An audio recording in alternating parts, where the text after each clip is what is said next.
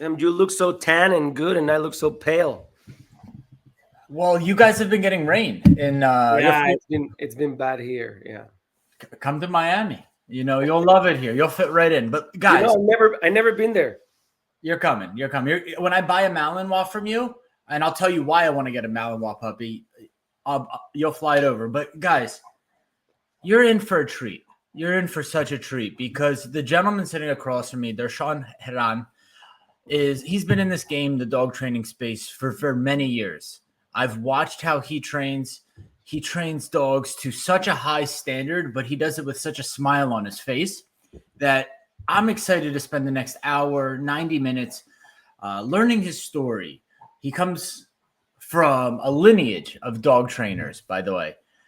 Learning his story, understanding his methodology, highly recommending you guys, if you're on the West Coast or in the LA area, to go to his seminar, The Essentials of Modern Dog Training, January 22nd through 25th, with Dr. Stuart Hillard.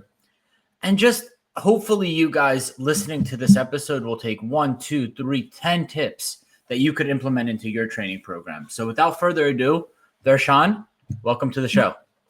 Thank you, Andrew. It's a pleasure to be here. I look forward to share some of my insights, some of my experience.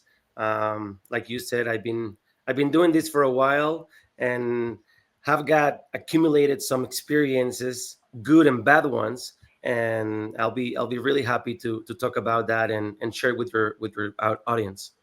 Is this your first podcast? No, I've done a few others. I'm not great at cameras. When I was little, I used to love cameras, and I was like, yeah, I want to be in the camera all the time, And then I realized I was not good in the camera, so we'll try. Well, now if you're on camera and you have a dog doing cool stuff next to you, it's a lot easier, right? Oh yeah, if you put a dog next to me, I'm in my world. I'm like a fish in water, Like I'm fine there, but it's just this ongoing first. So I find it's easy to be on camera if you talk about what you love. And for me, this is from far away. You'll tell me if this is true. I think you love all things dog sports. Like I think outside of just pet dog training, Mondio, French ring, training dogs to a really high standard is like your go-to. So share with me, we'll talk a little bit about that off the bat, and then we'll get into the pet dog training side. What is your enjoyment for French ring and Mondio? Why do you love it so much? Well, I mean, if I can tell you, I don't know if I know exactly the root. I know through my thoughts, I cannot pull in my thoughts what's the root of it, but I know where it comes from, right? Okay. So I was born, thankfully, when French ring arrived to Mexico. The same year that French ring arrived to Mexico, 1986, I was born. So I was born in January. And by June, July, there was a group of people that my dad was training with that came to the States to take a seminar. And the fun fact about this is the person that gave that seminar is nonetheless but Stuart Hillard. So Stuart Hillard is the reason why I do French ring. He's the one that brought French ring from Europe to America. And then these people that were training with my dad came to the States, got this seminar, and brought the sport to Mexico. And I was born and raised around that sport. My dad became a big passionate about it, and he started practicing. He's one of the pioneers of French ring, of the official French ring, because French ring didn't get officialized as a sport in Mexico until, don't take me great on these numbers, but 1991, 1993, I think, somewhere around there, with the judge Bernard Ojola, which was the person in charge of the group of working dogs, French ring working dogs in France. So it's crazy to me that today I am lining up into doing a seminar with Stuart Hillard, which is the reason why I do what I do, right? Because everything that I do with dogs, all my dog training, all of my pet dog training, it comes from my root, that is French ring, right? My first approach to dog training was French ring. I even used to, my dad was very nice, I will say, to let me don't go to school. I will tell him, like, I don't want to go to school, because we had a bunch every year, every 6 months, the group of people that was training Frenching in Mexico would bring people from France, judges, decoys, whatever, to give seminars. So my dad was kind enough to let me don't go to school, and I was able to go to these seminars. So I was this little kid just looking at the French people talking French, which was super cool, and having these dogs doing amazing stuff, right? So that was what got me hooked. I can tell you that I don't have the exact thoughts of what was going on to my head because I was very young and naive, but I know that's where it came from. Full circle moment. You're 100%. going to do a seminar in, I guess, what is it, 2 months, almost 2 months to the day from when we're recording this, with Stuart Hillard, who brought the sport to your to Mexico. Was the first call to your dad when you found that out? Oh yeah. So this happened maybe a couple years ago through another big mentor that I have, Michael Ellis and Forrest Mickey. They started doing a series of seminars alongside Stuart Hillard, and there I got invited to assist to these seminars, and I kind of like did research because honestly I did not know who was Stuart Hillard at that moment. Stuart, it's always been very like private and reserved into his approach. So when I knew who he was, made my research, I was like, wow, like this is totally amazing. And then when I first talked to, well, I talked to my dad immediately, and I was like, guess what? I'm gonna go learn from the guy that brought the sport to America, right?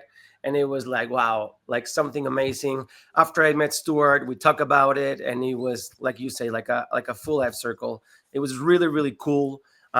He's a very big passionate about dog training, and he's like what I consider a true dog person, right? We live, we breathe, we eat, we drink dogs, and everything dogs are around in our lives are have been part of our lives. And it was just amazing. It was great to be able to link up with him, and I believe through this approach and through this background history, we became pretty good friends, and now we're here teaching together. So we're gonna go through the curriculum. So there's a little bit of like Pavlovian conditioning. There's how to use aversives properly. There's learning theory and like kind of how by behavior form, accountability, misbehavior, and kind of Disobedience. Disobedience, exactly. So we'll get into that. But I have a question for you. And this, man, don't hate me for this, please, but I have to ask. I see French ring, IGP, all these sports, dog sports. And yesterday I did my first virtual client. Have you ever taught anyone virtually where you can't touch the dog? You just have to help? Okay. I started on pandemic. Wow. Okay. Very different. When you can't be there with the person or even put your hand on and you have to explain, it's a game changer. And so people's problem, what they think is the problem versus what the problem really is always two separate things. But he rescued a Malinois through the Mad Rescue. And he also has a Dutch Shepherd. And this Malinois is super, super reactive to dogs. And we were going through some basic stuff. So I would use, we would teach the dog basic obedience, like a sit, retractable leash. We'd walk away. The dog would break the sit. We'd put the dog back with an put him back, and then like throw a ball just to start practicing communication in somewhat of an aroused state, right? Mm-hmm. I was blown away how quickly Malinois learned. Yeah. I was here with my trainer. We were watching, and we said, man, I want a Malinois. That was the great, because even if the owner is very inconsistent in their communication, that dog can't stop looking at him and trying to figure out what am I being asked to do. But the reality is most pet dogs aren't Malinois. So sports dogs, you have these geniuses, the smartest, I think the smartest dog there is, the Malinois. And then most clients get doodles, Frenchies, all the way down the list. So help me understand kind of like, I see people demoing these beautiful healing positions with Malinois, spin, jump, get the ball, and you're like, wow. And then you go home and you have like a 14-pound Labradoodle or like a 12-pound Maltese. How does it transfer over the sport dog stuff to the pet dog stuff? Honestly, every dog learns the same. And And of course, there's levels into the drive, into the disposition that the dogs have. And in that side, I give you all the right. Like, yeah, Malinois, they just come out the womb ready to do stuff, right? And they're always willing to do stuff if you do it the right way. They can also be a problem, right?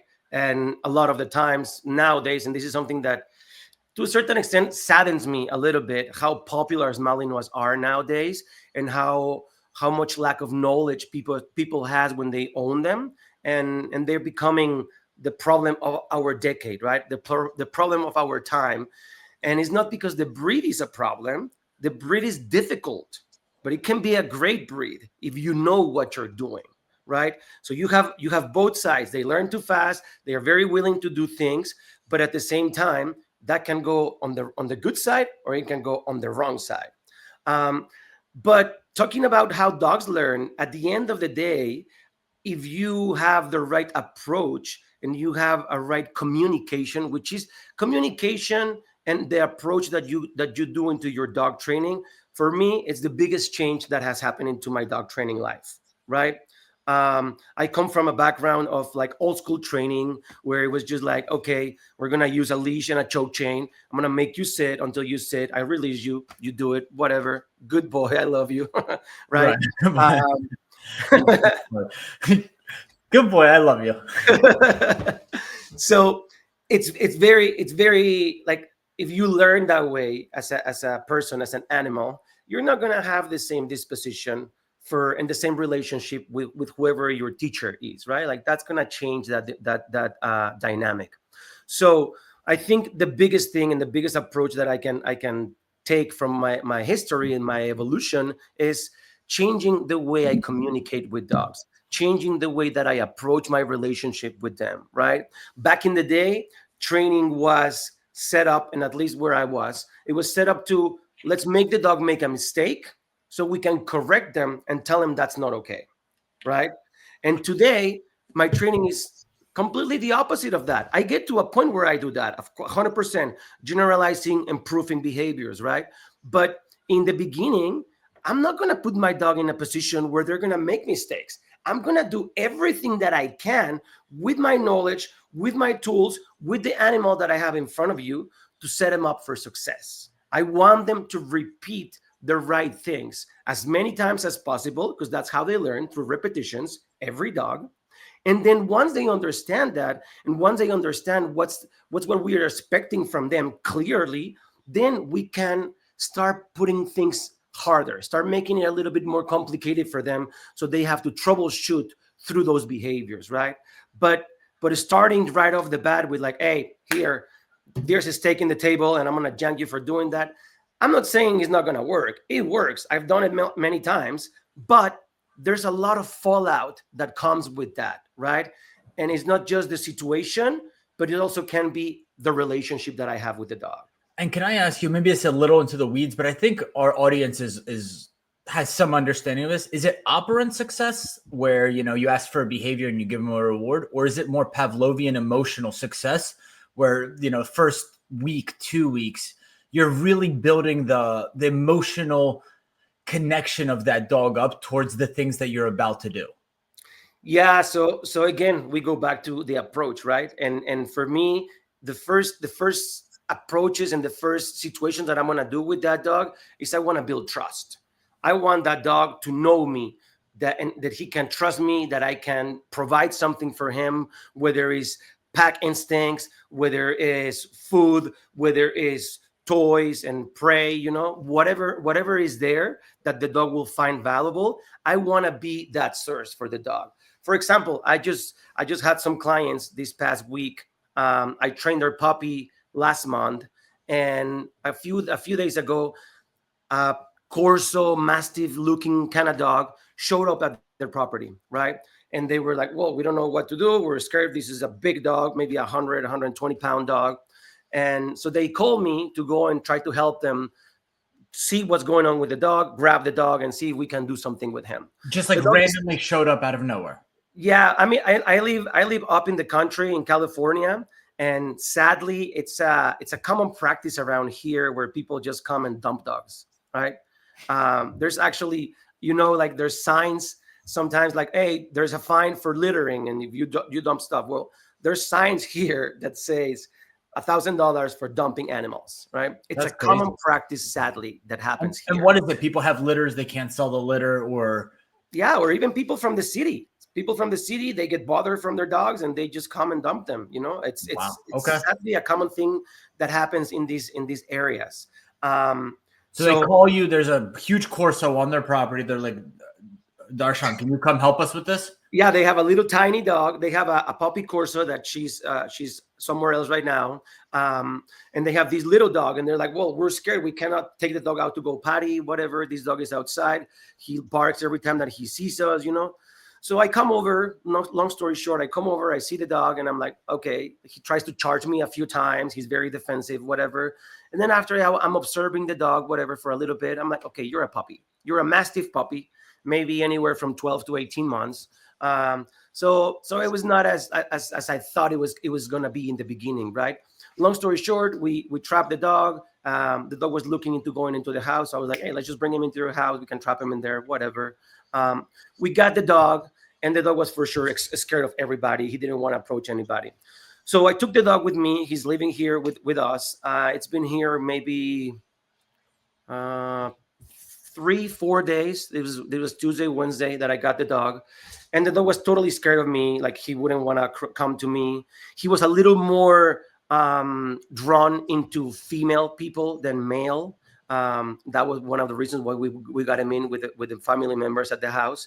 And then through sourcing and through the approach that I've been doing with food mainly, the dog today is just like, where are you? I just want to be with you. Where are you? Right. And I haven't done any training with the dog. All I've been doing with the dog is, let's go for a walk. I bring you some food. I'll pet you. I rub you, whatever. And the dog is now like becoming a lot more interested in me. Right.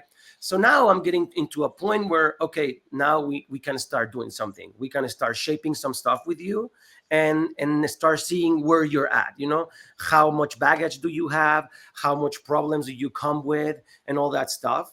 But my first thing is just trust me, just build a relationship with the animal and make them feel and believe that you have something that is going to be good for them, right? And what did you do? Like specifically, what are some things? I mean, I obviously can envision, but like, what are some things that worked with this dog? Food 100%. The main thing is food. Throwing it away from you, or like clicking and rewarding him when he's no, I haven't. I just yesterday I barely started using some markers. I don't use really much a clicker. I use it every once in a while, but I mainly use verbal markers. I yesterday just started doing a little bit because he's now eating more comfortable from my hand. In the beginning, he will just like come get the food and walk away, right? Yep. And just shy away from me a lot. So I had runs in my property. He goes in a run. He sleeps in a crate at night. He goes in a run during the day. And then I take them out for walks and do training. I have other trainers that come and help me. So every time that I pass by his run, I just, hey, here, some food. Hey, here, some food, right? So the dog now, every time that he sees me, he's like, hey, what's up? You're coming for something, right? And then little by little, I'm giving the food hand to that, just like very like just kind of dumping it into his mouth. And then last couple of days, I am actually making like a cup bowl on my hand and actually let him eat food from my hand. I will just go into his pen and just sit with him, just sit in the ground and just let him kind of like start coming to me, have some food with me, let him approach, not pushing it too much. The main push that I could probably do with this dog and that I've done is when I have to put the leash on him, because I need to handle him using food, grab the leash on him, and then just walk him around and stuff like that. Walks have been a big an important part of this, where I don't acknowledge the dog. I just put him on a leash. Let's go for a walk. Just follow me. They're pack animals. They want to follow. They want to follow a lead. And him being a young dog, it has opened a lot of possibilities to do with him, right? If he was 3-4 years old, it will be probably a different approach. He will be more defensive, maybe trying to snap at me, bite me, and stuff like that. But being a puppy, I can see now that like puppy like coming out of him, and he sees me and his tail is now coming out, wagging the tail. So I can see now, okay, now I am important for you. Now I can start doing something with you. I can start trying to shape what you have in your head. But if I would have do that before, which I would have do 20 years ago, and just like right off the bat, here, let's do something and start doing something, then that relationship wouldn't be founded that way. Yeah. And there will be some type of resentment, some type of sketchiness about around it, because I am to a certain extent betraying his boundaries, right? And that's something that I don't want to do at this moment. I want to respect those boundaries, understand about them, read about the dog, and know where he's at, and from there start building. And then once I have that, then I can start teaching them resilience. I can start teaching him to move with pressure and do all of those kind of things, but from a perspective where the dog believes in me and trusts me, and not where he's guarded, right? Tell me what you think of this, because and maybe people do this. I just haven't seen it. So when I get dogs of that nature, I try to curate like kind of like a little mentor dog pack. So what I mean by that is try to see like the temperament. Okay, it's a male dog, surrounded by 2 or 3 really well balanced, calm dogs.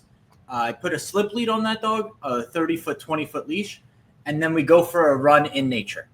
Mm-hmm. And what I start doing is I start calling back my mentor dogs to me, mm-hmm, and rewarding them with food or love or praise. But I'm not calling back the new dog. I'm just calling my dogs, my pack, or my clients' dogs. And what I find is it speeds up that trust cycle, right? Because mm-hmm, now that dog sees these other dogs interacting in a positive light with me. So eventually he moves closer, closer, closer. Now he made the decision, or she made the decision to come to me. I didn't put any pressure on that dog to come to me. And I calmly reward it. Like I'm not even looking at it, like here. Mm-hmm, mm-hmm. And then I'm like, okay. And we run again. My dog's over there. They heard okay.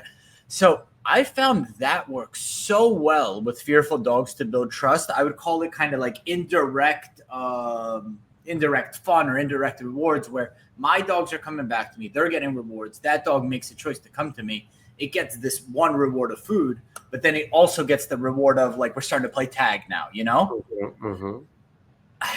What are your thoughts on that? Oh, I do it every day. Okay. Every morning, I have some property here, and every morning, pretty much, I do pack walks with my dogs, and I do it with the dogs that I get from board and train. Right. In the beginning, I do like just one of them with a few of my dogs, and just go out and play like that. And a point that I now I know more words into dog training. Right. Before, my learning was mainly empirically, right? And Same. It was just things that I would just do, and they work. I didn't know why they work, but they work, and I just kept doing it.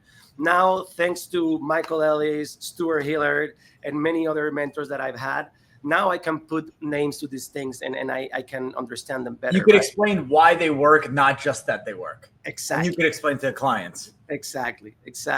So mimicking, it's a very, very important tool for dogs learning, right? They learn through shaping, they learn through reinforcement, all of that kind of stuff. But mimicking, it's a super, super important skill. I remember back in the day using mimicking and understanding mimicking. Now, when I was a kid, we used to train at a park with my dad, French training, and we had a club. And then on Sundays, after everybody was done training, we will walk into nature to this big lake kind of thing, man-made lake. And there were a lot of dogs that were scared of water, right? They wouldn't want to go to water, right? And through mimicking, we will make them swim. Sometimes we will go in the water and they will follow us, right? Pack instructor as well, placing there.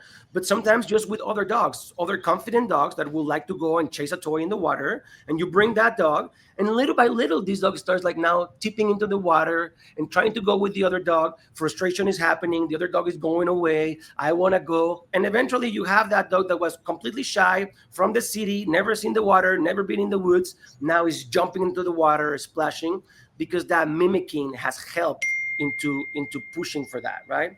So mimicking, it's very, very important.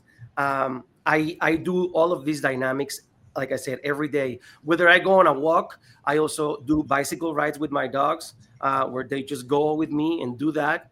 and it just helps in many ways, right? Like not just about this type of mimicking, but I can practice behaviors there. I can practice name recognition there, where they know who's being called.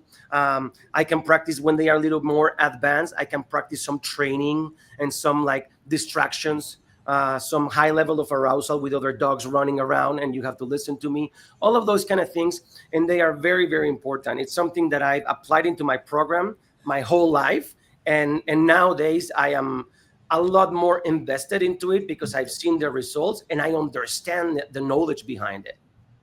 You know, a high level of arousal some people don't think about is at the end of that bike ride, the dogs know where the kennel is, right? Mm-hmm. And what do they want more than anything? Water. Water. So recalling them away from the kennel at the very end is one of my favorite practice runs. So like you're teaching a new dog recall, and it is day 3, day 4. It's like, oh, I'm so tired after all this running. I just want to get back to the kennel and rest. And I do one last recall. And that is also a high level arousal. Can you listen when you're tired, when you don't want to listen to me? Yeah. So we think about high level arousal like ball. Can I call you off of a ball or a tug? But can I call you away from the kennel when we just went for, a 3-mile bike ride in the morning? And last thing I'll say, endorphins. The endorphins the dogs get after exercise, that changes their emotional state from fearful to calm and at peace. You see it in their eyes. They relax. So that's awesome that you do the pack walks. If I could leave one thing for my audience, is the morning pack walk that changes that like cortisol, that stress, and you turn it into like a positive emotion. It sets up the whole rest of the day. Obedience later becomes easier. Cooperation later becomes easier. Teaching rules and manners become easier.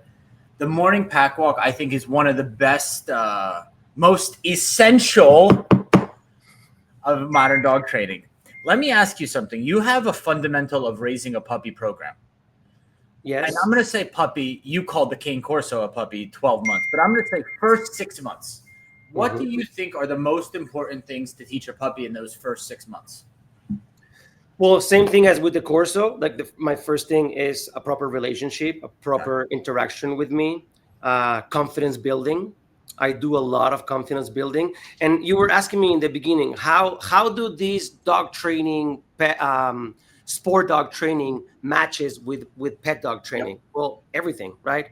All of this, I've started doing it in Frenching, right? Like when we have a puppy for Frenching, we start by putting them on a harness, moving a rag in front of them. They get excited. They want to bite it, whatever. And then we start putting things around, objects and things like that, so they can go through them and they can bite, right? And they can do things, and you build resilience, you build trust, you build confidence around things. Different sounds, different textures, different just like kind of like little things we don't even take into consideration, like dropping a bottle or like tin cans, just for people listening, just so they 100%. We do these like curtains with aluminum cans,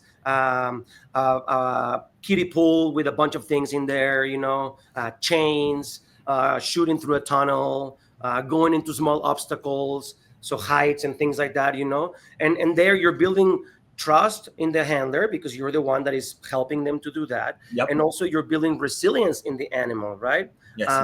And you're boosting the genetic information that they have, right? We have nature versus nurture, right? And we have a slate that a dog is born with, and that's their natural and genetical traits. But through proper exposure and proper experiences of life, we can boost that, or we can diminish that, and we can sink them more into their own problems, right? So I think that's one of the most important things with puppies. Knowing what do you have, like reading the dog. I think that's number one thing. You got to learn how to read a dog, right? Something that my dad always told me is a good dog trainer is not the one that has a program and fits every dog into that program. A good dog trainer is the one that changes and adapts his training to the dog in front of him, because every dog is different, right? So when I have people that tell me, oh yeah, I go to this trainer and they have this, and they tell me that in 4 months my dog is going to be ready, e-collar trained and blah, blah, blah, like every other dog does, I'm like, ooh, stay away from that trainer, please, right? First of all, because I don't think the age is it's right to put a dog in an e-collar. And second, because every dog is going to learn different. And I explain this to every client that I have. You know, if you bring me a puppy, if you bring me a dog that is kind of like good in their mind, no problems, no behavioral issues, I can give you a very good advice Yeah. into how training is going to go. But if there's little things there, if there's some behavioral problems that that dog is struggling with, i can't I cannot tell you, yes, I'm going to do this in 3 weeks, I'm going to do this in this time. No, I'm going to do my best. I'm going to try the best that I can with my knowledge and my tools to make that happen. But I cannot promise you that. And if I promise you that, I'm setting false expectations that are going to create in my client feeling defeated, feeling not served well by me. And also, it's not fair for the animal, it's not fair for the dog, and I'm gonna probably have to push things that are not okay. I've done that in the past. I've been in those situations, and I don't want to do that. I want to give them the time and the right moment to get there. So I want to tell you guys, because two puppies came to my mind when Darshan's speaking about this. And this isn't like a blanket, like this is always the case, but I think different dogs go through different developmental, like learning stages, I guess I could put it. Right. And like fear or uncertainty, sometimes they get stuck in this. And there's two dogs, both mixed breed. One is like a Labradoodle and the other is like a Chihuahua Dachshund dog. And they were neutered at like 3 months old. And I want to ask you what your thoughts on that. But man, these young neutered mixed breed dogs, if they struggle from fear, insecurity, whatever words you want to use, you can't, like, you really got to build them up. Now, they're not ever going to be the most confident dogs in the world, but I would spend a year just building those dogs up versus putting pressure on them, because what I found in my experience is that pressure starts shutting them down. Yes. Have you seen those types of dogs? Does it kind of like paint a picture? I'm sure you've had similar dogs. Oh yeah, I've had many of them, and yes, I feel like, and sometimes I try to be, I would say, that conservative and try to push so much into like positive reinforcement. But that being said, I believe that if you have built a relationship with the dog, right, and the dog already trusts you, and then something that, if I can give one advice to every dog trainer out there, is understanding how to use pressure, understanding how to properly use pressure. It's a game changer into your dog training, right? So as much as I will say, yes, positive reinforcement, use those type of stuffs, I feel like once you have the relationship, and this can happen within a week, if you apply pressure in the right way, and that pressure takes them to a place of relaxation or pleasure, to a certain, to say it like that. It doesn't need to be food, it can just be get out of the problem. Yep. That also builds the dog, right? And it takes them to the next level, you know. If you just do it with food, you might get there, but it's going to take forever. First of all, it's going to take too long. And I believe through experience, I've done this in the past, it's not gonna bring out the full potential, right? Because sometimes they are so blocked, they are so close into their head that they can't do it and they cannot push. And as much as they want, and in this case, that the breeds that you're talking about or the mixes that you're talking about, they might not have that drive, they might not have that push. So they need something from the outside to help them find that, right?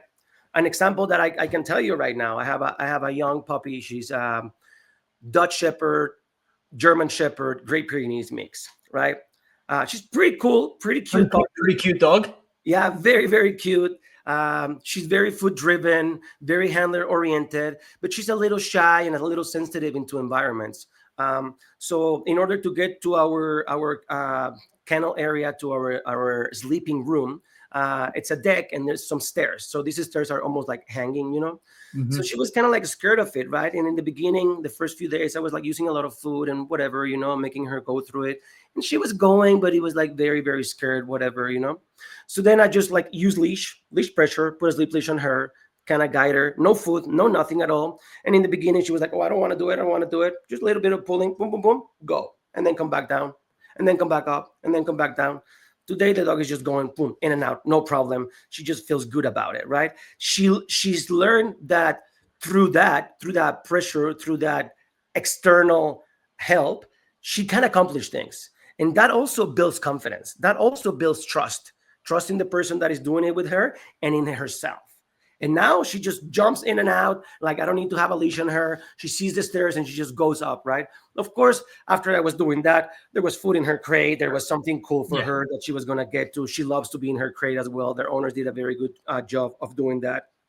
But some things like that, I could see, and I had experiences from only positive dog trainers where they will spend months, years into trying to do that, or into trying to get close to that dog, because the dog is just going crazy and they just go so slow. Then all what is that doing is creating more issues and more baggage in the dog. Because coming back to what I said in the beginning, dogs learn through repetitions, right?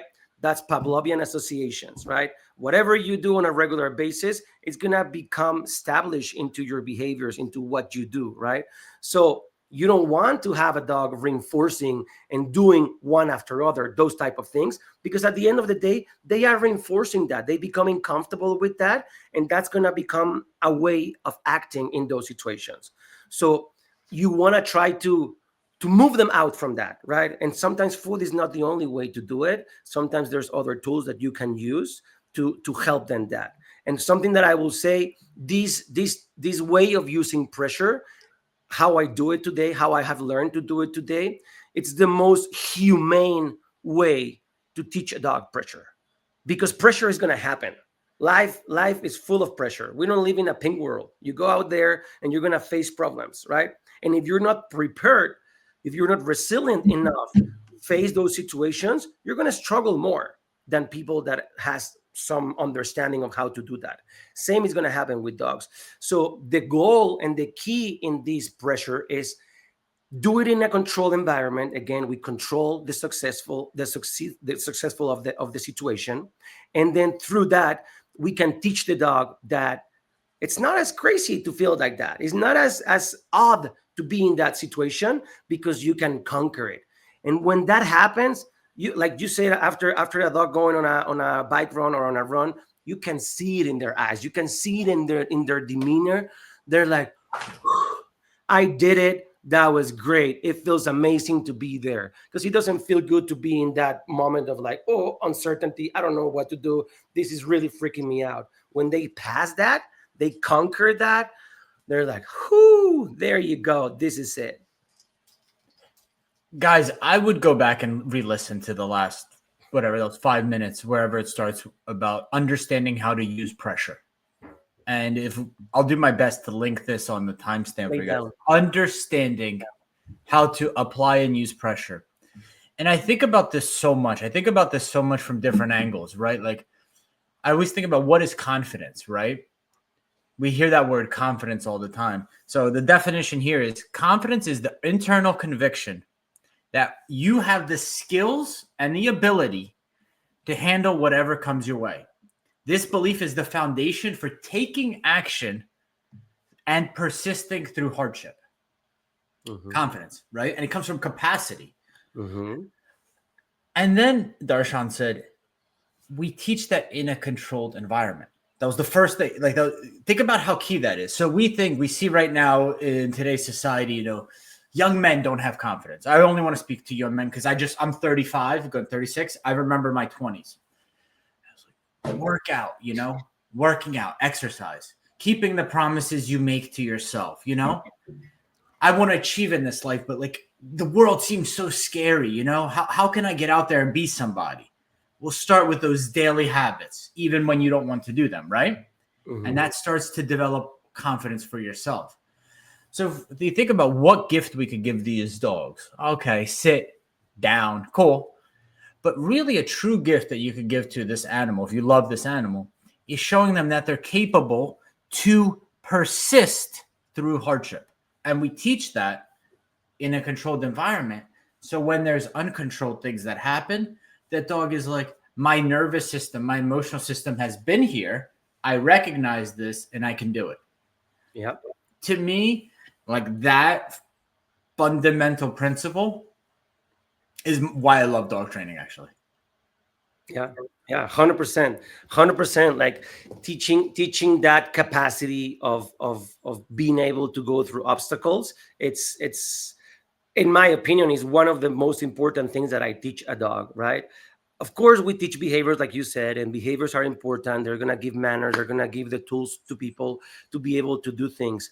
But if you only have the behaviors and don't have this part, the behaviors are going to fall apart, right? Talking more about like a behavior modification case, right? Where you have a dog that has a big baggage of issues and they can't do a lot of things. If I focus my training into just showing the dog the behaviors, they might do it. They might do it in my living room. They might do it in my training areas, right? But whenever I put them into a different situation, they're not going to know what to do. They're going to be completely thrown away. And that it's going to throw down all of the training. The reliability of the training is going to go down because the dog now is thinking about everything else that is happening around, right? So it's really, really important to teach them this in a controlled environment, to teach them these instructions in a controlled environment, and to teach them that through XY tools that we have, we can help them to succeed in those situations. And once that happens, that confidence comes, that trust comes, that engagement comes, that like, okay, I know that if I feel like this, I can look for you, you can give me the right advice, and we can conquer this, right? And that's so important. Talking about reactivity, right?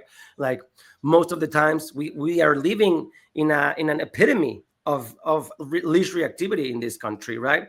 If you go to Mexico, I went with my wife last year to Mexico, and there was really like she was impressed about how it was. Just like a little example, right? We're in this park where there's people everywhere, right? There have dog parks, which I can make a parenthesis about dog parks. We can talk about it later, my opinion about them. But there's these dog parks, and the dog parks, like they just have people running around with their dogs, playing with their dogs, and we see this guy that is running around. He has like this big knotted rope, and he has like a young Great Dane puppy, maybe 6 to 10 months, something like that, right? And he's playing tug of war with the dog, little, and then he's throwing the toy. The dog is a Great Dane. He doesn't have the great drive to go and chase that toy. So this guy, after he throws it, he runs behind the toy, tries to grab it from the dog, creating some competition with the dog. The dog beats him, grabs it. Around of them, there are like 50 dogs playing, doing their own thing, playing dog to dog, owners talking, blah, blah, blah. This kid is just playing with his dog, creating this dynamic of engagement, how we call it in training, right? And he's just being successful, just probably through empirically. I don't know. I wasn't able to talk to the guy, but that was something that caught her eye, and it really amazed me, right? Like people just can be out there doing things with their dogs, and the dogs are focused on them because they are giving those outlets. They are redirecting that energy into something. They don't just go out and they're like in their phone while their dog is doing other stuff, right? So that it's just it's very sad how it's happening here, and I think it just has to do a lot with the way we live, the culture that we have, and how we approach things in general. Not going too far, you can see it with kids the same way, right? Like people go to restaurants nowadays, and the first thing that they do is iPad. Here, don't be a problem, just go into your own world and whatever, instead of teaching them other stuff. Or back in the day, I remember you will go to restaurants and you have this little mat and they will give you crayons, and then the kid was going to be able to do something, right? Like that's developing more in the kid, rather than just like I'm just going to be in something and I forget about everything. The problem there is like you are mesmerized by this, you're not facing anything that is happening. So when you are going to be aware of those things, you haven't learned how to face them, you haven't learned how to do with them. So yesterday when we were doing the virtual call, at the end of the call, I said, it's just balance, right? You want to encourage people when they're dealing with leash reactivity and like really scary things, especially with powered breeds. But then you also have to be honest, I think, with them, right? So I was like, look, like you have 2 dogs.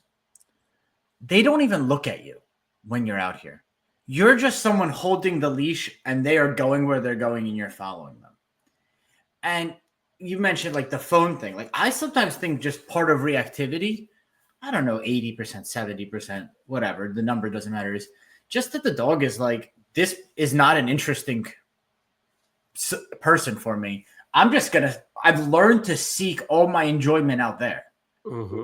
So like, you could call it play, you can call it engagement, like training. But I got to tell you, my program, yes, we deal with reactivity, but it goes away so fast, at least with me, the trainer. Obviously, then transferring it to the human is a different thing because, like, we have fun together. Yeah. What am I going to go react to the world to where all the fun is here? Exactly. And that's a tough thing to teach clients. If you get dogs and you enjoy dogs and you're a present person and you're not on your iPhone to go for a walk around the block, like you get that, but then transferring that I find is a little tougher. I do love Michael Ellis for that because he's able to like really distill it into like step by step. What are your thoughts on reactivity? How do you tackle it to then transfer to the client so that it actually sticks? So talking a little bit about like how hard it is for people sometimes to create that, I will make a little parenthesis there and say, especially for men, especially men. And this is my experience maybe, but I've seen it in sports. I've seen it in pet people, right? Especially men have a hard time to kind of like bring themselves down to the level of the dog and became goofy and became that kind of playfulness, right? Like, I don't know if it's like a men thing, like, I can do that thing, but women usually have a very different approach, right? Like they are more emotional, if you want to say it like that. I don't know if it's the right term of mentioning it, but they can put themselves better into the level of the dog and kind of link up better with them, right? They don't have a problem of like becoming like silly and goofy and play with the dog. And men do, and they're like, oh, who's watching me? And like, I don't want to look like a retard here in front of everybody and blah blah blah. Sorry. But and what do you think? They default to more obedience stuff, like I'm telling you to do something and you need to do it? Yeah, it's like I'm the boss. I'm gonna tell you what to do, and you gotta follow me, right?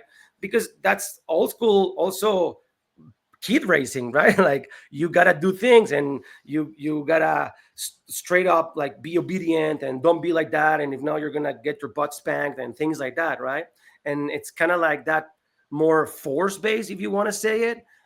Which, like I said in the beginning, it comes with a lot of fallout. Like you lose trust, you lose the fact of being able to talk, right? Like how many people from my age and maybe a little bit older, they were never able to talk to their parents about hard situations. They will always avoid those situations because they know that the outcome was probably not going to be good, right? Like, and I'm not saying everybody. I know there's many ways of approaching things, but if you can build that relationship where, hey, that this happened to me and this is really tough. What is your opinion, right?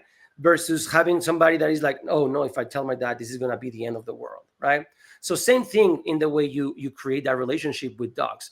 You want them to be like, hey, I know that I can look up to you and you're going to give me the right answers versus, oh, I'm going to look up to you and I'm going to get my ass kicked, right? So I think that is very, very important. That way of seeking for help versus just trying to avoid that confrontation. That's fascinating. It made me think about something. So most of my clients are families, and my program, I don't love overnight, like board and train 4 to 6 weeks. I do them for like behavioral cases, but what I did here in Boca was kind of like a school, drop your dog off at 8 a.m., get like kind of day training, and then pick them up 4 or 5 p.m. And sometimes what happens is the family gets the kids first, and then the kids come here and we do like some activities. And man, every kid to a T, they obviously play differently. they just come and they have the best time with the dogs. So like Sorry, I lost you for a second there. sure. So like what I was saying was, sometimes the families pick up their kids and then they come here with the kids to pick up their dogs. And kids, I have like an electric bike here. I have like an obstacle course here. I have a little nature area. And kids, they come here. They have no problem of just having fun, running with the dogs. They say like, what should we do? I say, just get on the electric bike and go. The dogs will follow you, and they have so much fun. There's no commands. They're just having fun, like kind of playing with the dogs. And then you're like, yeah, men. And I've told my young trainer, I said, men are the hardest for me personally to train, because I found that after a certain age, they sort of kind of know it all. So yes, they're coming here to get their dog trained, but really they just want to tell their dog what to do most of the time. That's been 90% of the clients, whereas most of my clients now are women with families. And it's really interesting to see. Let me ask you, we were saying your thoughts on dog parks. My thoughts on dog parks. Yeah, I think we might share similar thoughts, but go ahead. So don't get me wrong. I feel like to start with the idea, it was not a bad idea. People tried to give them a space that they could use, and it was more safe for society and all of that stuff. That's not a bad point, a lot of times you don't have those spaces. Dogs get neglected. People don't go out in nature like we do. Most people don't do that with their dogs. So it was not a bad idea, but like most things that I believe society does with dogs, it was a humanization way of giving dogs outlets, right? Dogs are not social animals like we are. They don't see another pack of dogs and they're like, hey, let's go get coffee. Let's go to the movies. Let's do these things, right? Like that doesn't happen. They have territories. They protect their territories. They protect their pack, and they don't let new individuals to come into it, right? So the same thing happens in dog parks. And I feel like one of the biggest downfalls of dog parks is most of those dogs that go to a dog park, going to the dog park is the cherry on the cake of their day. It's the best thing of their day. They've been cooped up from 9 to 5, didn't do nothing in their house. They haven't done anything activity or mentally. And now the dog park is where they're going to go do everything. Most of those people, they don't invest in dog training. I'm not saying that all of them, but most of them, they don't invest in dog training. They don't have a relationship with their dogs. And they just go to the dog park to get that energy out, do whatever you want. You have no manners, no rules, just do whatever, right? And that's the main problem. The main problem is that those dogs, they may become regular to that dog park. So now they have like ownership of that territory. And then when you bring your puppy that might be a little shy, that might be a little different, now he's being bullied by other dogs, right?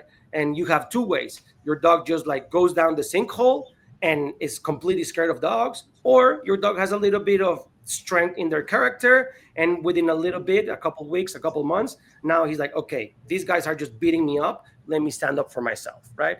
And now he started developing problems, reactivity, aggression, whatever, because he was betrayed. His boundaries were betrayed in those situations, and he has to stand up for himself.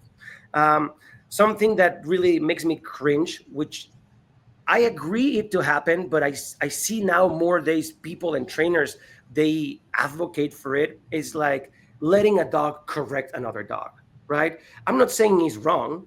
It happens, and it may happen, but it's not something that I encourage with my dogs. It's not something that I'm going to be like, yeah, this should happen, and this dog is being mean to dogs. Let's bring one that is going to put him in his place, a balanced one.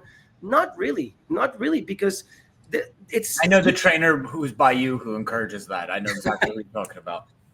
I don't really know names. I've just been watching more of that in social media, and that I know that's something that you're wanting to talk about too. And I think it's important how social media has helped and affected dog training. But I see it more and more, and people like praise about it, and they wanna make a point about it. Again, I'm not saying it's wrong to use it every once in a while, but I don't think it should be a methodology of teaching a dog something, right? Within the pack, in my opinion, dogs should learn that there's leadership in that pack, right? And that leadership should come from us, from the human. And if the dogs respect you or whoever is within them, they are gonna be less likely to cross those boundaries because they know somebody is in charge. Those are pack animals, and the packs have hierarchies, right? And those hierarchies are very respected, through age, through experience, through many things, right? So we want to build that, and if we put that into them, they're going to understand it better.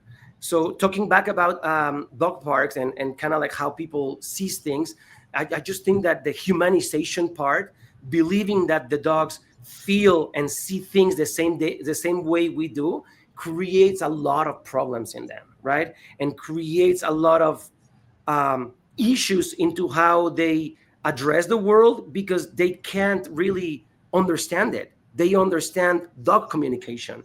They don't understand human communication. So that's kind of like my biggest take about dog parks. You nailed it. I mean, you nailed it every step of the way. And just to talk about dogs correcting each other, we talk about it as like kind of like a blanket term, but I mean, there's degrees of corrections as well, right? There's like a dog's coming up to they smell each other, and the dog just goes like a little bit like that, and the other dog gives space. That's a correction. Mm-hmm. Or a dog goes over to smell another dog, and the dog overcorrects and goes, doesn't bite, but it's an overcorrection. You keep letting that dog overcorrect, it's going to turn into a problem. And that's not a correction. That's a poor reaction to a very basic interaction with a dog. So it's this word, just like a dog's correcting each other. That's a blanket statement because there's so many degrees. Yes. But in general, you said it perfectly. Don't encourage it. That's not a methodology. But if you have a pack of dogs, they are allowed to communicate with each other. And I give them one communication, like I played soccer, football, yellow card. They can give each other like they can communicate, and then I step in as the referee. Yes, like 100%. This is not for you guys to figure out. I got it. You can communicate and like figure things out on your own. I'm okay with that, but we're not going to be doing this all day. We're just going to keep it moving. And if I see two dogs, like you introduce a new dog to another dog, and it's not a punishment. I start to kind of communicate more clearly to both the mentor dog and the new dog. You guys don't need to be going about this. Go find other things to do. Exactly. It gives clarity to them, and it reinforces that leadership figure that you have, right? Yep. And when they understand that, they're like, okay, we don't need to get into trouble because he knows what he's doing. He has everything under control. Through our life, I talk about me and my dad. My dad has been breeding Malinois since 1990, somewhere around there. And most of these Malinois, or all of them, have been sport dogs. And like you said in the beginning, they're high dogs, strong dogs, And we always had the opportunity of having multiple males in walks, multiple dogs doing things, doing life together, right? And I'm not going to say their fights never happen. They happen. When you have Malinois, they happen like this, right? But through this type of communication and through this type of understanding, dogs were able to do it. And to the day, like I have my males, I have 2 Malinois males, 3 6-year-old, and we have a Dutch Shepherd that is about 5 years old. I can go on a bike ride with all of them, right? And I cannot tell you that, it's going to be like I can just go on my phone and do whatever. No, I need to be watching what's going on and everything. But I can have them all coexist and have no problem because they know that I am in charge of the situation, and they know that they have no need to start finding who's the boss, who's better than who other, and whatever, right? So I need to be looking at that, but it's not something that I need to leave on edge with them. Now, a little bit of a fun story about this. I was raised and had Malinois my whole life, and then around 2015, I moved to Arizona, and I started raising Labradors for service work and for pet dogs, right? Labradors, I always like Labradors, but at that part in my life, they really got a point in my heart, right?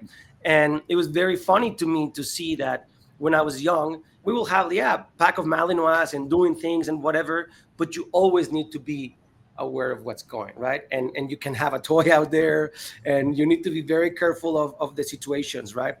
With Labradors, you can have 10 Labradors from 2 months to 10 years old, everything in between, and everybody's just happy. Everybody just goes around and there's no problems. Not saying that it's always like that. You have individualities on the breeds as well, but it was so much nicer and so much easier to be able to do these things and don't have to be on edge all the time, you know? The perfect pack is like 3 or 4 Labradors, 1 or 2 Mals, and then like a few mixed breeds. Because they set the tone. Yes. The labs are they're so sweet. I got lucky. One of my clients, their extended family gave up a field bred golden retriever. Oh yeah. I think you 5 talk years about old, that. unneutered. The easiest dog I've ever had. I mean, there's very little that like just an awesome dog. How do you think neutering became a thing at such a young age? Spay and neuter. Like that I got to tell you, that's one of the biggest thing that bothers. So the way we feed dogs kills me, blows my mind. People spend thousands of dollars on like toys, but then they feed their dogs junk food. Like I got to tell you, man, it breaks my heart. That's probably one of the first things my clients know. I give them spiels. The food that we feed our dogs and tell them that we love them is crazy. And then the second thing is like we tell our dogs we love them, and then like before they're 6 months old, we give them this operation. Those are my 2 biggest pet peeves in the industry. So that's funny you mentioned this. I've always done, I mean, good kibble, if you want to say it, good high quality kibble with my dogs. But I can tell you today, my dogs have never been so well as they are today, right? And this comes from my wife. We have a say that we say we're making dogs healthier one dog at a time, right? And one of my biggest things, every time that I go into getting a new dog for training, we do an evaluation. And I do most of the time an in-home evaluation where we come to them so we can see the dog in their environment. We ask people to be there that do things with the dog. And one of the biggest things that we talk about is nutrition, right? And how important is that? And I can tell you that we have a very high rate of success in changing people, their mindset into what they feed their dogs, right? Instead of feeding Walmart food and stuff like that, we push them into much more high value, whether it's kibble, whether it's raw feeding, whether it's lightly cooked, whatever people Just like. read the ingredients, right? I mean, it's not just read the ingredients. Yeah, if it's mostly chemicals, the answer is right there. Yeah, it's the same with us, right? It's the same. It's the same with humans. Like the nutrition that happens out there, the quick food, the fast food, and all that stuff. It's just filled with all of that kind of stuff, right? But when you cook at home, when you find better sources for the food that you're cooking, it just makes a big difference, a huge difference. So yeah, and that does not just change the health of your dog, but it also change their demeanor. They feel better. They can see the world in a better way, right? It's just so important how nutrition affects their lives on a daily basis. The science diet. That one is my favorite one. The science diet. Oh man, the science diet is amazing. Social media. Thoughts on social media for dog training? Helpful, hurtful, a mix of the two. So, well, let me just, I were just talking a little bit about the early neutering in Spain. Yes. I do have big opinions on this. And I do have big opinions on vets. Cool. Right? So my video on vets, and then so all I said was, I was with Jackie from Australia. I said, guys, you have to understand that vets are businesses too. Meaning that if they're a business, they need to have recurring revenue to stay in business. That doesn't mean, I didn't even say if they're good or bad. So many comments. So go ahead. I'm curious to hear. Okay, I'll be very, very thoughtful about this, right? Oh. Like first of all, I respect veterinary practice for sure. I respected. My dad is a veterinarian as well. So a little bit of a story. My dad was a veterinarian before he started dog training. And then through being a veterinarian, he was even veterinarian for other species, not just dogs. Through that, he found dog training as a hobby, and then it evolved into Frenching and whatever. So when I was born, my dad decided that he didn't want to do clinic anymore. He didn't want to work in an office looking at dogs and animals and stuff like that. And he started doing in-home vet visits. And guess who was with him? Me. Darshan. He will go pick me from school. Let's go do veterinary practice, right? So I was immersed in it. I was very close with vets down the road when I was little, and they were just like, I was just watching what was happening there. So even though for X, Y, or ever story, I always said I want to become a veterinarian, right? And then down the road, I didn't. Dog training kicked into my life, and I just became a dog trainer. I kind of regret it. If you guys are on the opportunity and you like dogs and you can become a vet, I will totally recommend you to do it.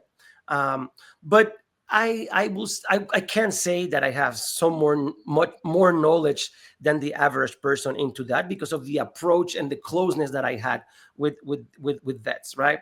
And again, I respect them and I respect everything, but just like you just said, and just like we see it on a daily basis on the medical system in this country, it's a business, right? And you kind of need to find ways to continue bringing revenue. So if you ask me where does the early neutering in Spain comes from, I will say controlling of the big problem that we have. Talking about Mexico, and I think now here is happening too in other countries, is stray dogs, right? Like bad ownership, creating dogs to get out of their properties, being bred without control, and doing those things. So I understand and I respect that 100%. We need to do better for that. We need to educate better people.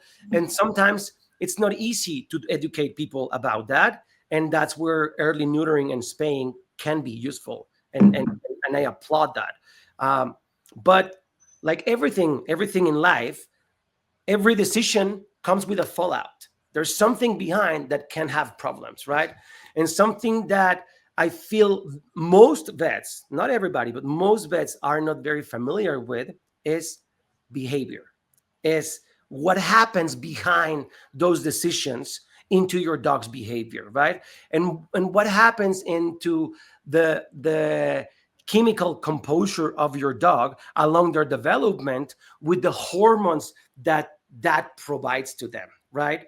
So I believe that you were talking about these mixed breeds, they were spayed, and then you have to spend so much time in that trying to get them out of things because they don't have those resources within themselves. They don't have those hormones to help them push into those fear periods, to help them push into those tough situations in their lives, right? And then you just sink the dog down. That, let alone that, you have also health problems. You have bone disease, you have joint issues, you have so many other components that also affect dogs. So I feel like more than early spaying and neutering, where we should be investing our time and our money is in educating people, educating proper dog ownership, right? And I can tell you this has happened. Like back in the day, I was 10 years old, maybe mid 1990s, right? Like there was no knowledge about these things. People will just own their dogs, feed them food scraps, which I don't think sometimes could be as bad, which I don't recommend. But back in the day, dogs were a little bit more healthy than sometimes how they are fed now. But talking about the ways and the things that we can do with our dogs or that we can learn to do with our dogs can support the process of owning them better and avoid needing to do these things. Avoid having to put your dog into this developmental sink because they don't have those resources to help them into their development. So as much as I can agree with early neutering in Spain, with those cases like rescue dogs that you don't know where they're going to go, who's going to own them and stuff like that, if we educate people better, we can take away some of that early neutering and spaying, right? And yeah, sadly, it has become an agenda in a lot of vets, like, oh yeah, let's just, when your dog is 6 months old, we gotta let's book it now. You take your puppy at 3 months old to get vaccines, and right there they want to book you for when they're 6 months without knowing the behavior on the dog, without knowing how your dog is it's doing life, without knowing nothing of that. Because like I said, I believe that most vets, they don't have a lot of knowledge into behavior and how dogs act, and they just go into the health side. So they just put this into people. And just like when you're taking your car to the mechanic, you don't know better, right? Most people don't know better, and you're supposed to trust the person that is in front of you and telling you that that's the best thing to do, right? Can I push back on that, Darshan? Mm-hmm. Just on the last thing, because I agree with all the rest. Can the average human, or have we come so far in the wrong direction that we can't think for ourselves? So I actually don't blame the vet. But if someone told me, okay, my dog needs vaccines at 3 months old, it's a puppy, okay, fine. Hey, can we book him for a spay and neuter at 6 months? Can they not sit there and think, what? Okay, neutering a male dog. What does that hormone? What does that organ do? Okay, well, it helps build muscle, helps build the brain, it helps regulate emotion. It does a lot of things. Let me just go to Google and look. 6 months? I don't know. I don't think that doesn't seem right to me. Can the average person, the average dog owner, you got this dog, right? It's a living, breathing organism. Did we not have the capacity to ask ourselves those basic questions? My answer is going to be really sad for humanity, but no. The average person, no. Now, if we talk about somebody that has a little bit more drive, thinks out of the box, is a little bit more educated, if you want to say it like that. Yes, it's not at the vet listening to their vet, but they're on their phone waiting for their next text, right? That people, sadly, they don't. And I see it on a daily basis, right? I see it all the time where they don't. And when you express them these things, it's not that people are not conscious of it. They are conscious of it, because when you bring it to them, they're like, oh, hell yeah, that makes total sense, But right off the bat, most people cannot grasp that, it's I don't know. I feel like this is a joke that I say, and I mention a lot. I feel like as humans, we have lost the ability of being observant, right? We just go through motions in life, get up, get ready, whatever, get your coffee, go drive, whatever, go to work, do this, come back to your house, and we just go through the motions, right? But what is happening through all of that?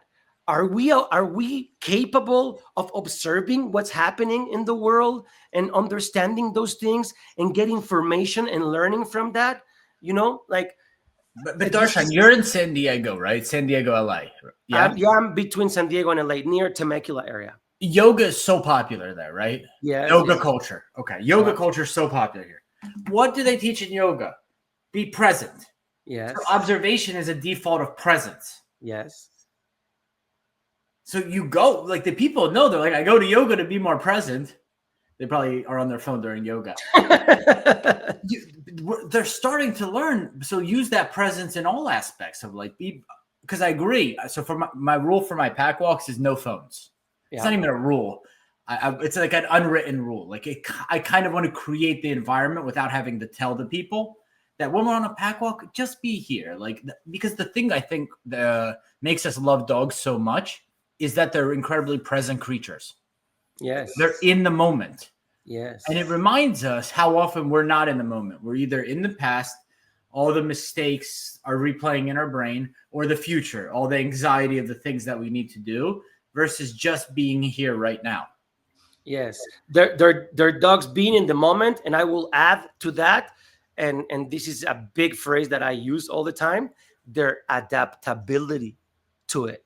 Right? Not just being in the moment and being in situations, but how fast they can adapt to things, right? Like humans, that's the reason why we have jails, because they put you into a cell and then you go completely depressed, right? Like you don't have nothing to do. I'm not saying that a dog is not going to be depressed being in a cell all the time, but to a certain extent, a dog is going to adapt to it. Is going to find outlets to do there, right? And there might not be good behaviors. There might be things that are not helping the dog as well. But they're gonna, within their environment, within their capacity, they're gonna learn to adapt to that situation and try to make the best out of it, right? And we as humans don't have that capacity. We don't have that ability to adapt to those situations, right? So yeah, talking about being present, I will add to that just the capacity of adapting to that presentness. What do you think about what advice do you have to young trainers? What's one or two things that, let's say I started training, I don't have a lineage like Darshan. I haven't been around dogs a whole lot, but I love dogs. I love business. I want to be in business for myself. This new wave of entrepreneurship and dog training is growing. What advice would you have for a 20 to 30-year-old trainer who's just been doing this for a year? Learn, get out there, seek for people that knows better than you, uh, and try to get as much hands-on into dog training, right? I see a lot, and this is, I believe, one of the biggest downfalls of social media and internet training. Back in the day, my dad, and again, sorry if I mentioned my dad a lot, but I'm one of the main reasons why I do this is it's him, right? He put this into me, and a lot of the things that I do in life come from him. But he's been a big mentor. If you go and look into French-trained people, mainly in Mexico, I can say with all the truth that he's the biggest mentor of French trained people in Mexico, and the biggest mentor of also dog trainers that are within the French trained community that have become now dog trainers in Mexico, right? And, and back in the day, there were a lot of people wanting, like today, that were hungry about learning dog training, right? But when they were start to do dog training, they will not just go create a website, get some presentation cards, and put themselves out there after they did 1 or 2 dogs of training. That was not possible because marketing had not that capacity. They didn't have that reach back then. So they were pushed into be more skilled into what they were doing, because I always said to people, my presentation card and a dog trainer presentation card is not my website, it's not my videos on Instagram. Those are copycat videos, and I just show the best things. Yep. My best presentation card is the dog that I have next to me, right? Look at my dog, look how my dog behaves. That's gonna be the best presentation. So if you're seeking for a new dog training as a person, as a client, the first thing that you should do is look at their dogs, whether it's their personal dogs, whether it's the dogs that they are training. Look at those dogs. And for that, to accomplish a good picture, a good presentation card with those dogs, you need to be skilled. You need to be hands-on. So get out, learn, find good mentors, do your research, because nowadays you can find so many mentors online, and sadly they don't have the right advice. So find good mentors, stick to it, and then try to be as much hands-on in dogs within your level, within your knowledge, within your capacities, but try to be as much hands-on into dogs. There's nothing that is going to bring you more than being a technician of what you're doing and being practical into your training. So try to get out there and just put your hands on dogs. And once you accomplish that, then put yourself out there, then sell yourself as a dog trainer, and kind of like do it like that. But I feel like for that, you need to have thirst, you need to have hunger within yourself about becoming a better person, about a better trainer, about these things. And the sad part today is that everything is just handed, right? There's social media there. You're good at marketing. You're good at the camera. Yep. You look good to people, and then people just follows you, and then you're just giving wrong advice, and people is just copying all of that, and it's not You the might be good at marketing, but not good at dog training. And the word that comes to mind is humility. I think you have a few trainers that work for you, right? Yes. You remember the process of trying to hire a trainer? Oh yeah. So I was hiring like a trainer to help me with the business. I went back and forth if I should do that for a long time.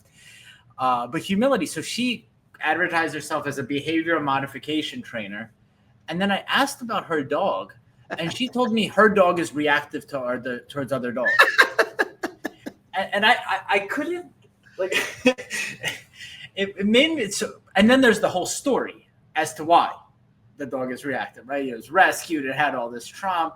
And I always think, like, on social media, when you see trainers advertise that they do X, but their dog doesn't do X, it blows my mind. Like, how I don't tell her, I just, okay, no problem. But, like, don't the wheels turn that if you can't do this with your own personal dog and you've had this dog for 5 years, how are you going to do this with your client's dog in 3 to 6 weeks? Accountability. people don't have self accountability, if you want to say it, I believe. And I can see nowadays this issue that you're talking about. It's a lot more common than ever. It's very, very common where you have these issues where people don't really know what they are doing. They cannot show you what they can do, yet they advertise for that type of service. Like, how? Like, if you have those issues, if you want to be a dog trainer, if you want to put hands on your dog, okay, do very, very basic things, right? Like, charge very little or don't charge, train your friends' dogs and just put hands on into, let's teach your dog to sit. Let's teach your dog to look at you. Let's do those kind of things. But if they're talking to you about behavior modification and those things, stay away from them. Don't put yourself out there like you can do it when you can't even accomplish it with your dog. Like, it's just be, how you say it? Like, well, it's dishonest and disingenuous. No, So be honest with yourself. Exactly. Yeah. Be honest with yourself. For the first 3 years, so I've been doing this a little bit over 3 years. I don't have nearly the experience and pedigree you do. But for the first year and a half, all I taught dogs was how to be off leash. It was just off leash on a long line and to go in nature. I didn't say I'd change behavior mod or work with aggressive dogs. What I would do is work with clients, teach them that one basic skill, exercise the dog, and then use those opportunities to learn. Why is this dog reactive for a different reason than this dog? And I would just learn. Before I took on difficult cases, for a year and a half, I just taught one specific skill, which is how to be reliable off leash, then proofed with an e-collar. And I did all that on a 30-foot line and a slip lead. So I knew that physically, if anything happened, I could fix the dog's behavior. By the way, grooming, all you groomers out there, if you want to, I think groomers are the best dog trainers. Oh, yeah. I had a mobile, so I was doing the off-leash training, and I decided to get a grooming van because the grooming's so popular here. There's a ton of doodles. That was actually my first business. So I would tag along with my groomer to watch behaviors of dogs on the table. And it was the best crash course of behavior ever. As we wrap up here, talk to me about your seminar, The Essentials of Modern Dog Training. Give me the program and kind of what you want. If someone's in attendance, what are you hoping that they take away? And guys, this is in LA, January 22nd through 25th of next year, 2026. So, like I said in the beginning and how we started, right? Like, my training approach has changed so much within time. Training has evolved so much. And the approaches and the skill set that we have now put out there, it's very different. So if anything I can tell people about this seminar is what you guys are going to see there. It's the most progressive way of approaching dog training, right? And this is science-based. This has a big research behind it into how the brain works.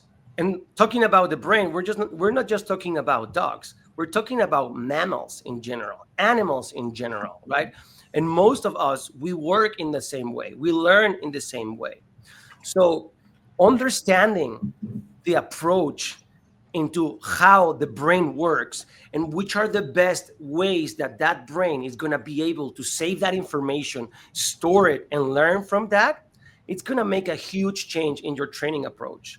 So the Essentials of Modern Dog Training with Dr. Stuart Hillard, it's gonna deepen you guys into the theory part of it, where you guys are going to understand, you guys are going to be able, if you have experience, to put names to things that you've been doing with your dogs, and you're going to understand why this has worked in my past with dog training, and why these techniques I've just hit walls because I don't know, right?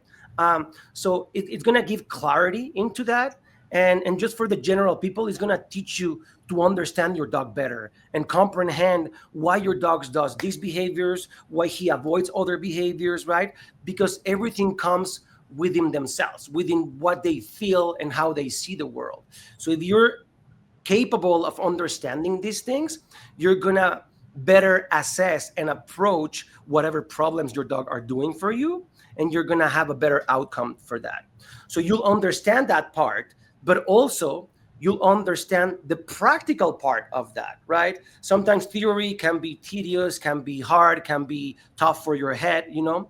So we mix it with a practical part where you guys are gonna also see how everything that we just explained in science, which is done by Stuart, which Stuart, honestly, like the knowledge that he has, the information that he has to share, it's amazing.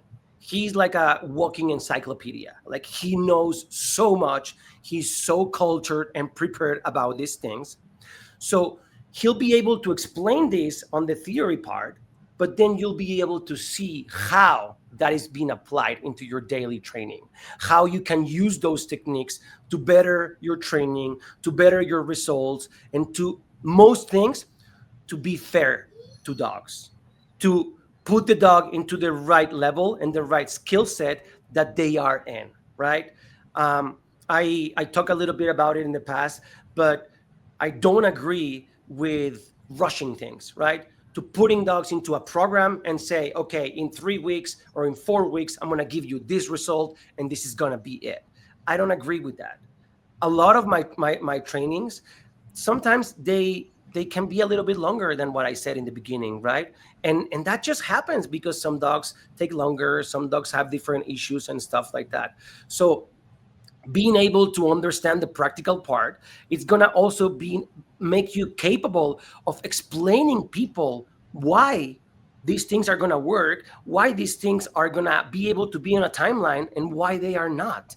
And if you are clear with your clients, if you know what you're doing, and you right off the bat can explain your client that, you're not only going to gain more clients, but you're going to gain their trust. You're going to gain their recommendation to other people. They're going to be able to say, like, this person knows what they're doing. He's fair to my dog. He's not just here to give me a result, right? And like a doctor is like, okay, you want to be good with that? Here's a pill. That's it. That's the safeness. No, there's so many things that I can do, changes that I can do on my daily life, exercise, nutrition, outlets, whatever, that are going to make me feel better besides just putting a pill in my mouth and blocking the sun with my finger, right? So if you understand those things and you are capable of expressing this to your clients, trust me, people is going to be so much more thankful with you than just giving them a result, just giving them a dog that within a certain amount of time is able to do these behaviors.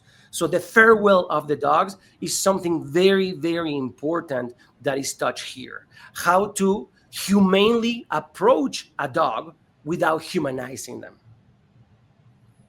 How does Dr. Hillard, Michael Ellis, Forrest Mick, or you, how do you guys answer? Because I'm sure you get people, I brought my dog to a positive only or a force free trainer for, 3-6 months, whatever, and etc. How do you talk to those people who have been indoctrinated with the force free methodologies? So I'll speak for myself. It is definitely depending on the level of fanatism that people have into those techniques. I think that has a lot to do with it.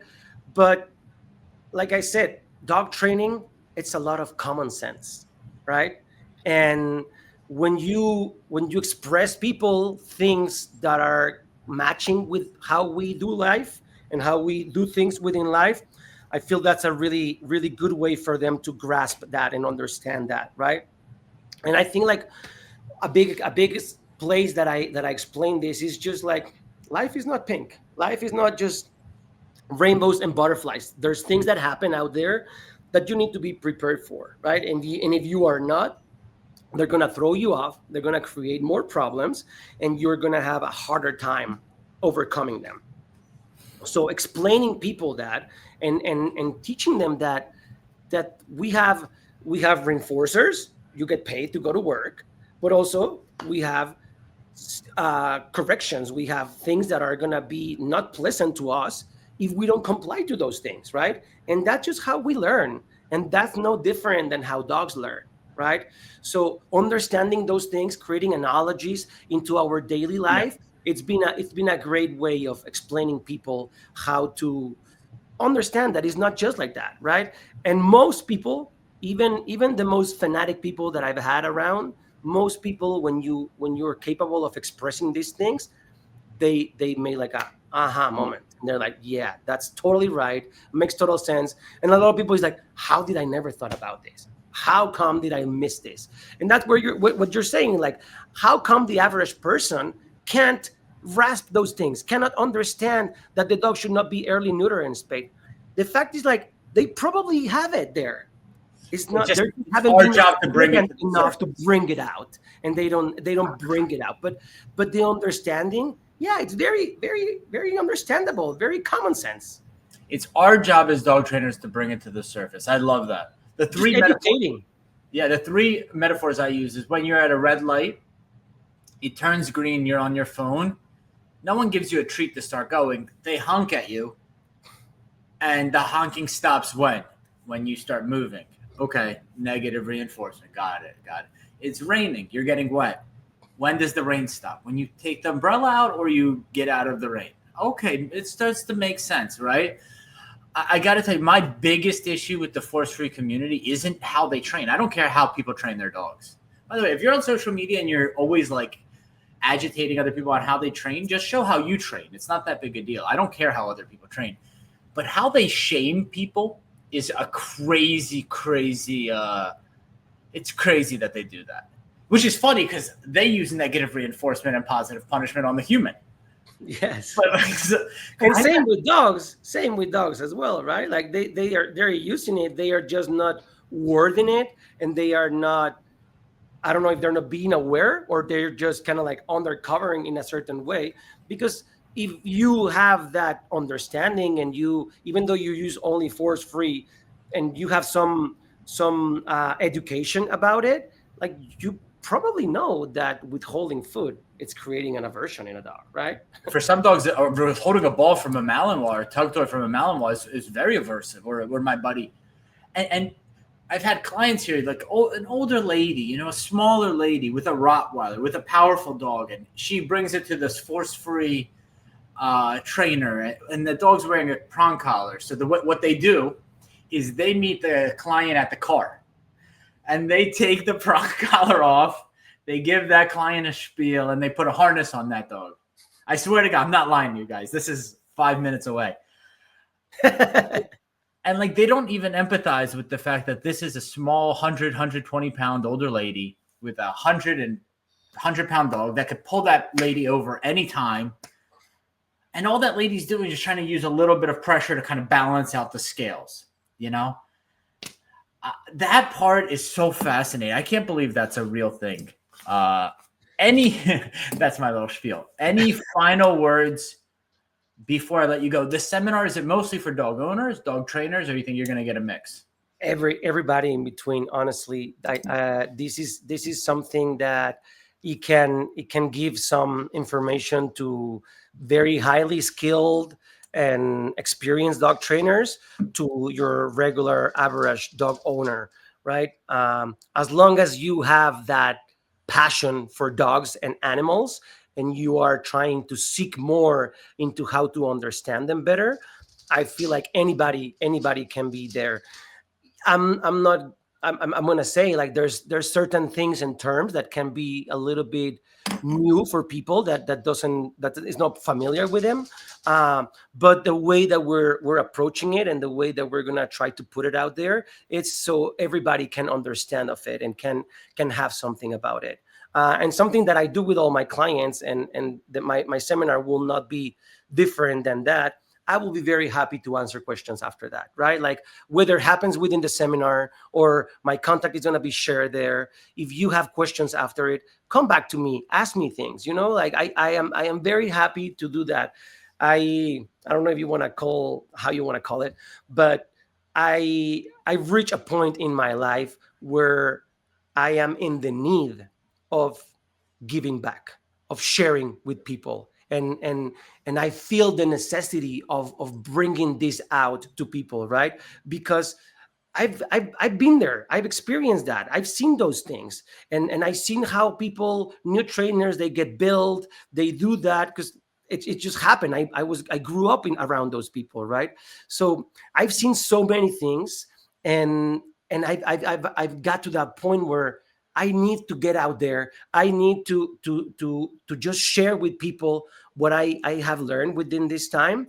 And I'm not saying everything is right. I'm not saying I'm the best dog trainer. No, I have a lot to learn. And if I think that I am the best dog trainer and I have everything, that's gonna sink me down. No, like that's no worse place to be than that.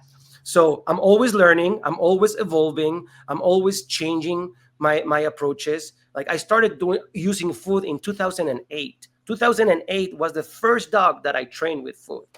And today, most of my dogs, I'll say 99% of the dogs that I work with, their main approaches and their first approaches into training are through food. I use food. I use toys to help them understand and to help them create and come out of their shell, right? So it's always evolving, ever evolving, and it's just something that once you understand it, once you are capable of seeing why those things happen and why are they so beneficial, you'll be drawn to it. You'll be really preaching for them. And we talked about force free, but there's also another side. I think that this is what you were just referencing, was the side that uses a lot of pressure in an uncontrolled environment. That's sort of kind of what you were talking about in the beginning, right? Like the origins of dog training. What we call old school dog training, right? Like, yeah, that's that where yeah, don't get me wrong, there was some levels of motivation, but it was the dog was not being able to get out of that, right? Because there was pressure after pressure after pressure after pressure, and all you're building there is compliance, right? And yeah, okay, I do things because you're making me do them, but am I invested in this? Am I enjoying doing this? Do I look forward for our next session? I don't think so. I don't think if you do it like that, I don't think that's going to happen.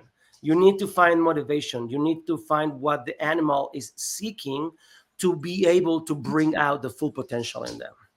I think, remember you mentioned, we'll wrap with this, adaptability. You mentioned that, what I think is actually the coolest part of dog training for dog trainers is how much it helps you evolve as a human, how much better you become.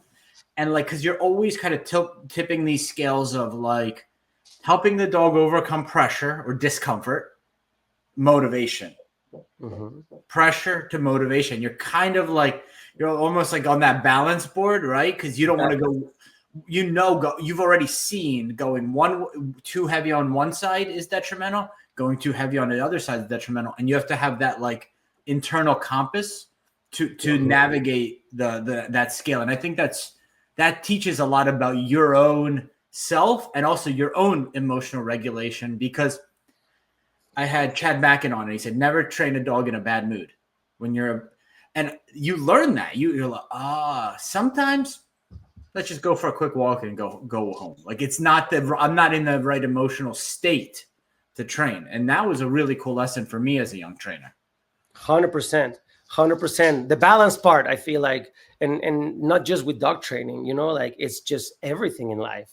Everything needs to have a balance, and whenever that balance starts shifting, you're gonna have problems whether they come from one side or the other, but they're gonna have some issues coming along there. So yeah, finding that happy medium where pressure and motivation can match into the right place and bring out the full potential of what we're trying to seek with the animal. Darshan, it was a pleasure. Thank you so much for taking the time, guys. Darshan, you welcomed you're welcoming, or you welcomed the baby just like 7-10 days ago. We just got a baby a couple of weeks ago. I guess that's part of not just, but that's part of the part that have bring a little bit of maturation to me, and I'm like, okay, now I'm ready to get out there and express things. Not that I'm encouraging people to have kids, because some people I believe they shouldn't have kids. Congratulations! Is this your first? It's my first kid, and congratulations! It's the best thing in the world. It's the best thing ever. See you, Darshan. Thank you very much.